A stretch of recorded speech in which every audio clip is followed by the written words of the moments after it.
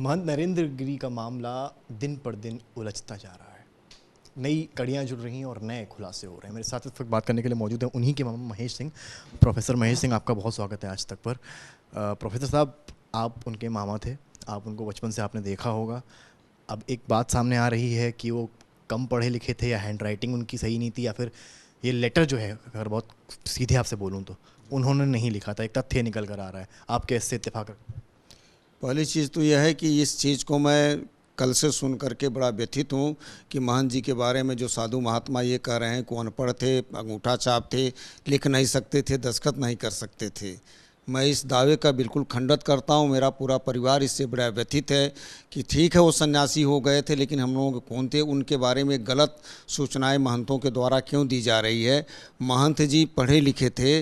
महंत जी high school second division में पास किया था 1978 में, सरजू प्रसाद सिंह इंटर कॉलेज गिरदकोट आमीपुर हंडिया प्रयागराज से जो है हाई स्कूल सेकेंड डिवीज़न उत्तीर्ण किया, जिसका साक्ष्य भी मैं आप लोगों को जो है व्हाट्सअप कर दिया हूं। जो है आपके पास होगा, नहीं होगा तो मैं दे दूंगा, और उसकी कॉपी भी मैंने कॉलेज से मंगवा ली है कि जिसको कॉपी चाहिए तो मैं उसको दे दूंगा, उसका उपलब्ध करा दूंगा।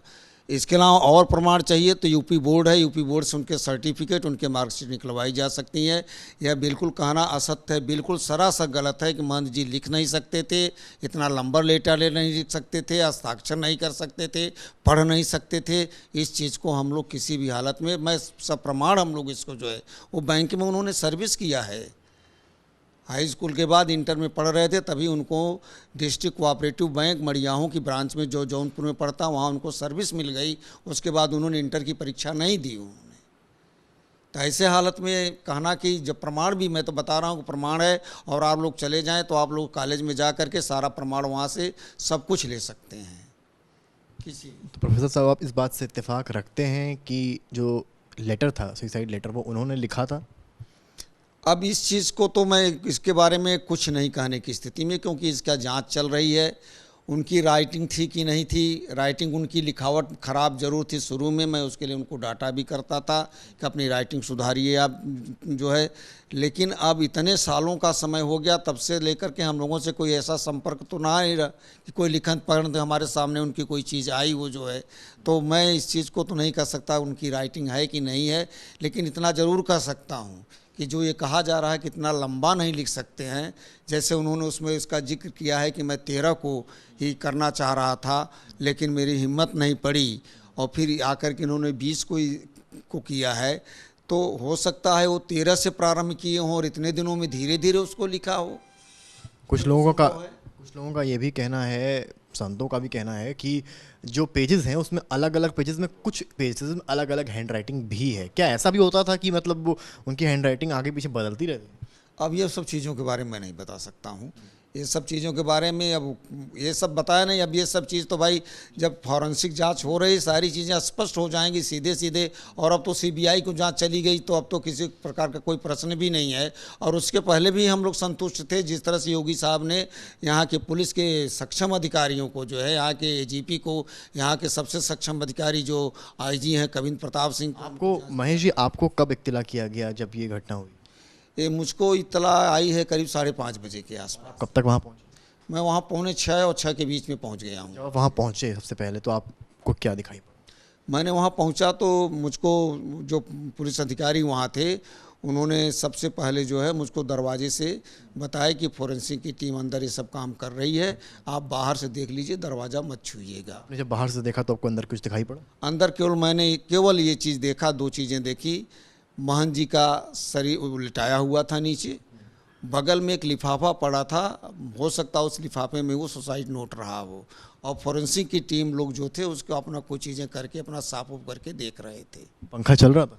पंखे पे मेरी निगाह नहीं, मैंने बाहर से निगाह डाली थी। मैं व्यथित भी था, तो मैं इन चीज़ों पर ध्यान नहीं दिया जो है।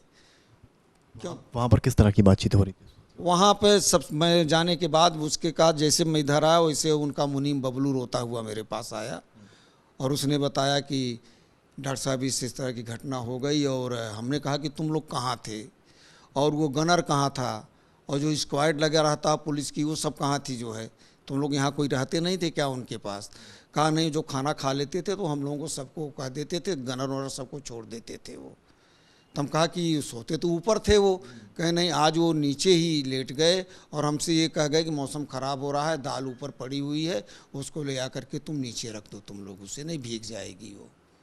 ये बातें उसने हमने कहा। फिर उसने सारा बताया कि जब वो 5 बजे तक नहीं आए, हम लोग जो है इंतज़ार करते रहे, तब बड़ी हिम्मत करके फ़ोन किया तो स्विच ऑफ था। उसके बाद भी नहीं हुआ तो हम लोगों ने एसी बंद कर दिया कि अब उठ जाएंगे, तब भी नहीं उठे। फिर हम लोगों ने धीरे धीरे दरवाज़ा ठोका, डर के मारे तो नहीं हुआ। तब उसके बाद हम लोगों ने सोचा कि अब हम लोग इसको ज़बरदस्ती दरवाज़ा खोलते। हम लोग डर गए और दरवाज़ा को धक्का दिया तो पहले जाली का दरवाज़ा खुला, फिर और ज़्यादा धक्का हम लोगों ने जाके दिया तो दरवाज़ा वो खुला, देखा तो महंत जी लटके हुए थे। तो हम लोगों ने उतार के नीचे कर दिया। तो हमने उससे यही कहा कि तुम लोगों ने जब ये स्थिति थी तो पुलिस को इन्फॉर्म करने के पहले, उनको आने के पहले दरवाज़ा क्यों तुम लोगों ने छुआ? तो उसने इसका कोई कहा साहब हम लोग डर गए थे, हम लोगों को समझ में नहीं आया। गनर वहाँ आस पास नहीं थे अजय? नहीं, गनर वहाँ कोई नहीं था। गनर उनका जो पर्सनल गनर होता वो मुझको नहीं दिखा वहाँ पे। आपको लगता है कि कुछ हाथ हो सकता है?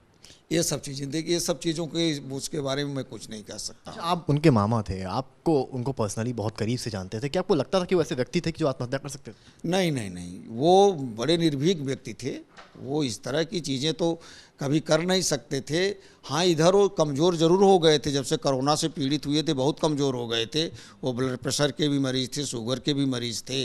हो सकता आत्मबल उधर इनका कम हुआ हो, लेकिन ये गले की बात उतरती नहीं कि इतना बड़ा डिसीजन वो ले लेंगे, क्योंकि हम लोगों से कभी कोई ऐसी पर्सनल बात होती चीज नहीं थी कि कभी कोई कष्ट अपना बांटें। तो क्या क्यों कैसे हुआ, किया कि नहीं किया, अब इस समय ये, लेकिन वो एक निर्भीक व्यक्ति थे। इतना बलवीर गिरी को उन्होंने उत्तराधिकारी बनाया, क्या आपकी कभी बलवीर गिरी से मुलाकात? नहीं, कभी नहीं हुई। आनंद गिरी? आनंद गिरी से मेरी मुलाकात होती थी जब वहाँ मैं मंदिर पे जाता होता था। तो पहले तो महंत जी, बड़े वाले महंत जी नरेंद्र गिरी साहब वहाँ रहा करते थे, लेकिन उसके बाद मैं मंदिर भी मैं बहुत कम जाता था, साल में 1-2 बार ऐसे। शिकायत की नरेंद्र गिरी साहब ने आनंद गिरी से आपसे? नहीं नहीं, मुझे कभी कोई नहीं, कभी कोई शिकायत नहीं किया है। आखिरी सवाल आपसे मैं ले रहा हूँ, आपके हिसाब से आपको क्या लग रहा है, ये सुसाइड है या मर्डर?